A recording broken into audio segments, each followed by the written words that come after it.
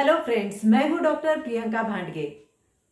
दोस्तों, आज मैं आपके साथ 2 महीने का जो छोटा सा बेबी हमारे क्लिनिक में आया है उसकी केस आपके साथ शेयर करने वाली हूँ। और ये केस है अर्ब्स पाल्सी यानी कि ब्रेकियल फ्लेक्सस इंजुरी का। इंजुरी क्या होती है, क्यों होती है और इसमें कौन से क्लिनिकल प्रेजेंटेशन हमें पेशेंट पे मिलते हैं, इसके बारे में आज मैं आपको इस वीडियो के फर्स्ट पार्ट में बताने वाली हूँ। और सेकंड पार्ट में मैं इसके ट्रीटमेंट के बारे में आपको बताने वाली हूँ। हमारे स्पाइनल कॉर्ड से जो नसों का जाला निकलता है, नेक में से जो नसों का जाला निकलता है वो हाथ में नर्व सप्लाई करता है, और लोअर बैक में से जो नसों का जाला निकलता है वो हमारे लोअर लेग में नर्व सप्लाई करता है। नसों का जाला जो गर्दन में से निकलता है आगे से आते हुए यहाँ से नेक में से निकल के ये नसों का जाला जो है कॉलर बोन के नीचे से निकलते हुए शोल्डर तक पहुंचता है, और शोल्डर के नीचे यानी कि आर्म पीट से ये नसों का जाला वहां तक पहुंचता है। और ये ग्रुप ऑफ नर्व्स होते हैं, ये एक बंडल होता है। फिर ये नर्व्स सेपरेट बन के पूरे हाथ में नर्व सप्लाई करते हैं। नेक से लेके शोल्डर के आर्म पीट तक ये जो जाला होता है जिसको ब्रेकियल फ्लेक्सस कहते हैं। ब्रेकियल फ्लेक्सस का ये जो एरिया है, यहाँ पे अगर इस बंडल को इंजुरी हो जाती है तब इसको ब्रेकियल फ्लेक्सस इंजुरी कहते हैं। इंजुरी बड़ों में होती है तब इसको ब्रेकियल फ्लेक्सस इंजुरी कहते हैं। और यही इंजुरी जब नवजात शिशु मतलब जो छोटे बच्चे होते हैं इनको जब होता है तब इसको अर्ब्स पाल्सी कहते हैं। तो बड़ों में जब ये इंजुरी होती है, बेसिकली इसका मोड ऑफ इंजुरी का रीजन ये होता है रोड ट्रैफिक एक्सीडेंट। ये एक पहला रीजन होता है जहां पे 2 व्हीलर या साइकिल पे अगर कोई एक्सीडेंट हो जाता है, सर के बल गिरने के कारण जहां पे शोल्डर और हेड में बहुत ज्यादा ट्रैक्शन फोर्स अगर क्रिएट हो जाता है, या डायरेक्टली वहां पे हेड सर से बहुत ज्यादा ट्रैक्शन फोर्स में लैटरल बेंड हो जाता है, तब यहाँ पे ब्रेकियल फ्लेक्सस इंजुरी होने के चांसेस बहुत ज्यादा होते हैं।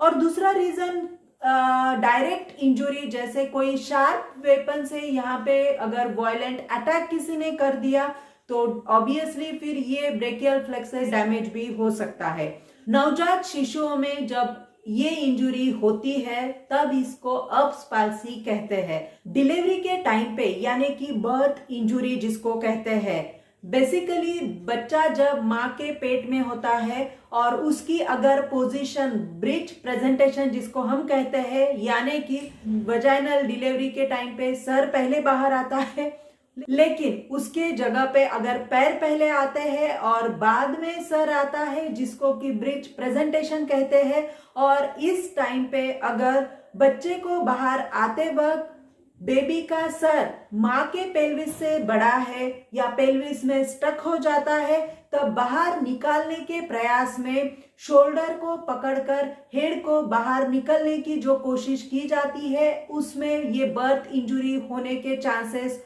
बहुत ज्यादा हो जाते हैं, जिसके कारण बेबी का शोल्डर और हेड बहुत ट्रैक्शन फोर्स में खींचकर बाहर निकाला जाता है, और इस प्रयास में अर्ब्स पाल्सी हो जाती है।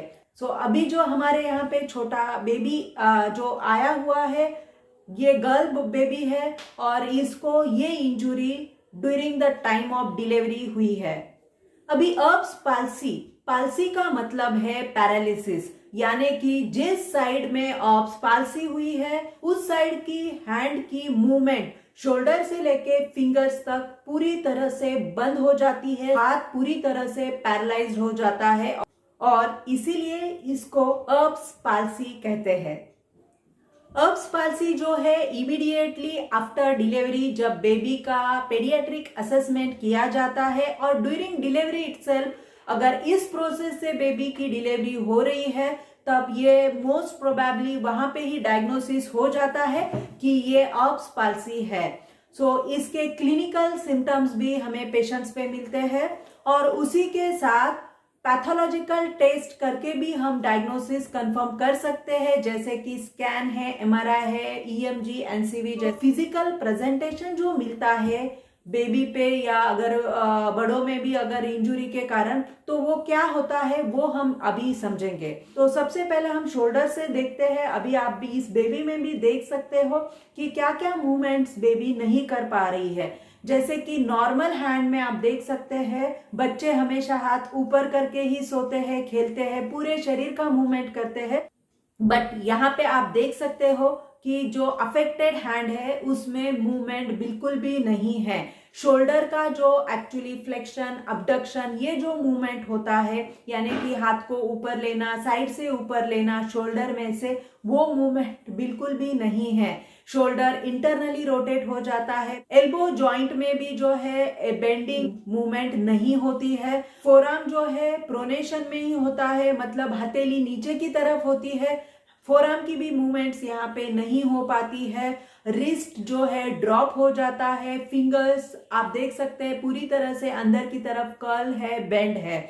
सो रिस्ट के भी मूवमेंट, फिंगर्स के भी मूवमेंट जो है बिल्कुल भी नहीं हो पाती है।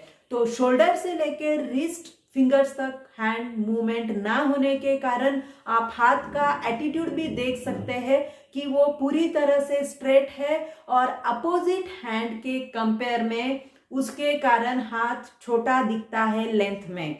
और उसी के साथ अभी ये तो जस्ट 2 मंथ्स का बेबी है, इसमें इमीडिएट डिफॉर्मिटी नहीं मिलती है। बट गोइंग फॉरवर्ड अगर प्रॉपर फिजियोथेरेपी ट्रीटमेंट ना ली जाए तब आगे चल के फ्लेक्शन डिफॉर्मिटी इस तरह से हाथ में हो सकती है, मसल्स, टिश्यू टाइटनेस डेवलप होने के कारण। सो बेसिकली अभी हाथ का जो ये एटीट्यूड है, जो शरीर से पीछे की तरफ जाने के कारण पूरा शोल्डर इंटरनली टर्न हो जाता है, एल्बो स्ट्रेट हो जाता है, फिंगर्स, रिस्ट ड्रॉप होने के कारण पूरा फ्लेक्शन में, मतलब बेंडिंग पोजीशन में ही पीछे रहने के कारण हाथ का एक स्पेसिफिक एटीट्यूड बन जाता है। जिस तरह से पुलिसमैन टिप लेते हैं पीछे हाथ करके, उस तरह से हाथ का ये एटीट्यूड यहाँ पे दिख कर आता है। और इसीलिए ब्रेकियल फ्लेक्सस अर्ब्स पाल्सी का जो हैंड का एटीट्यूड होता है उसको क्लिनिकल साइन में कहते हैं policeman tip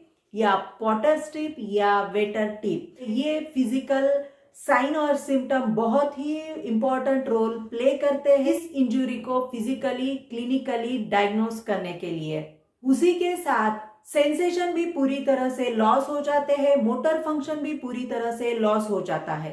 on an average 80% cases जो नर्व इंजुरी के, अर्ब्स पाल्सी के होते हैं, उसमें ये सिर्फ नर्व स्ट्रेच होने के कारण ही अर्ब्स पाल्सी मिलती है। इसका ट्रीटमेंट ऑप्शन भी कंजर्वेटिव यानी विदाउट सर्जरी, फिजियोथेरेपी के थ्रू पूरी तरह से ठीक हो सकता है। लेकिन 20% केसेस में अगर नर्व पूरी तरह से ही डैमेज है तो फिर छोटे बच्चों में भी सर्जरी करना जरूरी होता है। एंड देन पोस्ट सर्जरी फिर उनका रिहैब ये शुरू होता है। तो नेक्स्ट सेकंड वीडियो में मैं आपको बताने वाली हूँ कि इस छोटे बेबी का conservative treatment in terms of immediate physiotherapy जो शुरू होना चाहिए वो किस तरह से होता है, अर्ली फेज ऑफ ट्रीटमेंट क्या होना चाहिए, लेट फेज ऑफ ट्रीटमेंट कैसे होता है, इसके बारे में मैं डिटेल में आपको नेक्स्ट वीडियो में बताने वाली हूँ। तो इस वीडियो को आप जरूर लाइक कीजिए, आपके फैमिली फ्रेंड्स में भी शेयर कीजिएगा, और हमारे चैनल लीड फिजियो को आप जरूर से सब्सक्राइब कीजिएगा। नेक्स्ट वीडियो में मैं आपको फिर से मिलूंगी। Till that time stay healthy and happy watching.